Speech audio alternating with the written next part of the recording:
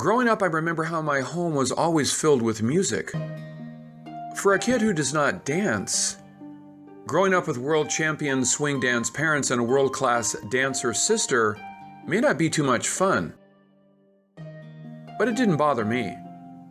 I used to think my dad was Superman when he threw my mother in the air, and my sister was this elegant, graceful fairy who brought music with her every move. I would never have expected cancer would one day take my dad, and then cancer would end up greatly diminishing my mom's health. And my brave sister who moved like a deer could one day lose her fight to cancer. My sister Sharon was diagnosed with breast cancer before different forms of the deadly disease overtook her. She was a fighter, but eventually lost the war. When I first heard of her diagnosis, I searched for a miracle drug that could save her.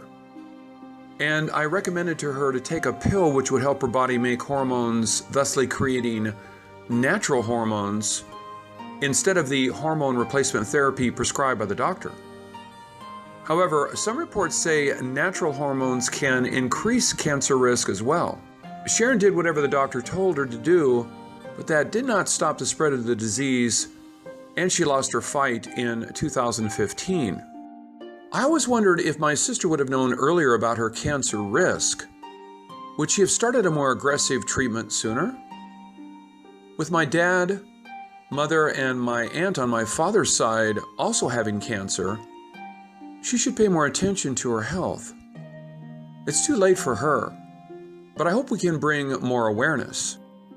I would like to now introduce Marie Yang, a respected medical scientist who specializes in breast cancer research. I started my work in breast cancer 20 years ago.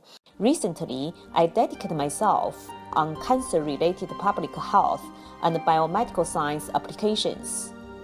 Over the years, I have lost people I know and care about due to breast cancer.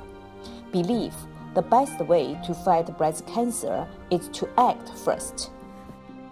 Marie would like to share with the viewers breast cancer's risk factors, the survival rates, the treatment options, and some misconceptions she would like me to clarify, and some new promising developments.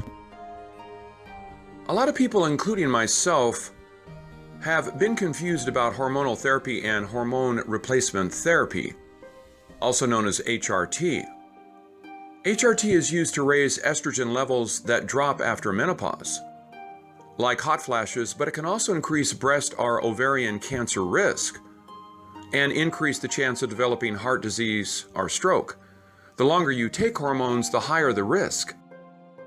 Hormone therapy can also be used to treat cancer that has come back after treatment or that has spread to other parts of the body. About 2 out of 3 breast cancers are hormone receptor positive. For these cancers, high estrogen levels help the cancer cells grow and spread.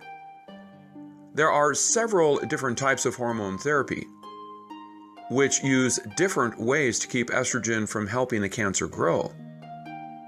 These drugs work by stopping estrogen from affecting breast cancer cells: tamoxifen and fulvestrant. There are internal and external factors affecting breast cancer risk. I will not go into details on everyone, but I encourage everyone to do your own research if you are within a high-risk group. The internal factors include personal history of breast cancer, family history of breast and other cancers, BRCA gene mutations, dense breast, Ashkenazi Jewish ancestry, rare genetic conditions, and reproductive history. In plain words, if you have early menstruation before age 12, are late menopause after age 50, are having your first pregnancy after the age of 30, or have a long history of using oral birth control pills, you may be at high risk for breast cancer. The risk increase for smokers and being overweight. And the external causes are exposure to ionizing radiation, hormone replacement therapy, oral contraceptives, atypical hyperplasia, alcohol, being obese, and high socioeconomic status. There is little we can do on the uncontrollable factors, so I will first talk about the causes we can do something about. Possible risk factors: physical inactivity, adult weight gain, smoking and secondhand smoke, night shift work, some benign breast conditions. To sum up, you need to exercise more, avoid weight gain, don't smoke, and avoid secondhand smoke. Avoid night shift work, and also follow up with your doctor if you have prior breast conditions. Do you remember Angelina Jolie's double mastectomy? Surgery is not the only option. Marie wishes to share with you some other things you should consider. In the fight against breast cancer, the most positive way is to protect yourself from getting the disease to begin with. Knowing your breast cancer risk can lead to early detection and save lives. Building a powerful immune system to defend any invaders. So we must have an optimistic attitude, and more scientific evidence is supporting this optimism attitude will enhance your ability to improve your immune system. A healthy lifestyle, both diet and active body exercise, are great factors to help your defense, to help your immune system. For women who have been diagnosed with breast cancer, build a strong immune system is a great way to fight the disease. I optimistically believe advanced scientific research will bring more promising cures soon. So keep your radar on. For example, over 700,000 patients have taken the Oncotype DX test. It is a genomic test for women diagnosed with early stage invasive breast cancer, or non-invasive breast cancer. By examining the breast tumor tissue, the test can predict patients' response to chemotherapy and the chance for cancer to return. Then your doctor can custom tailor your treatment plan.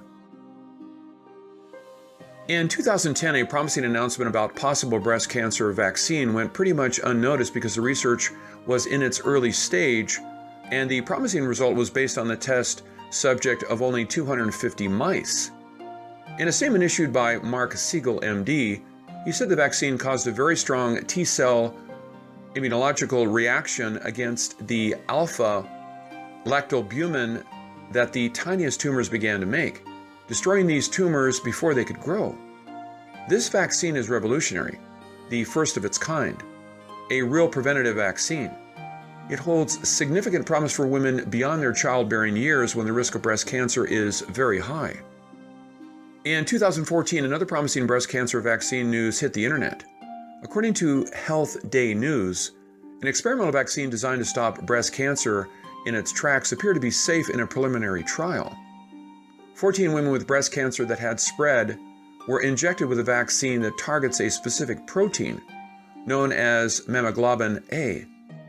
That is found in high amounts in breast tumors. Again, it is a promising result based on a small trial, but I'm sure more and better treatments are underway, and we should never lose hope. Breast cancer not only takes away lives, they damage the quality of lives even for the ones who have defeated the disease. But through awareness and self-diagnosis, we can win the battle before the fight starts. Please offer love and support to the cancer fighters around you. They need it. This is Ken Peters. Thank you for watching.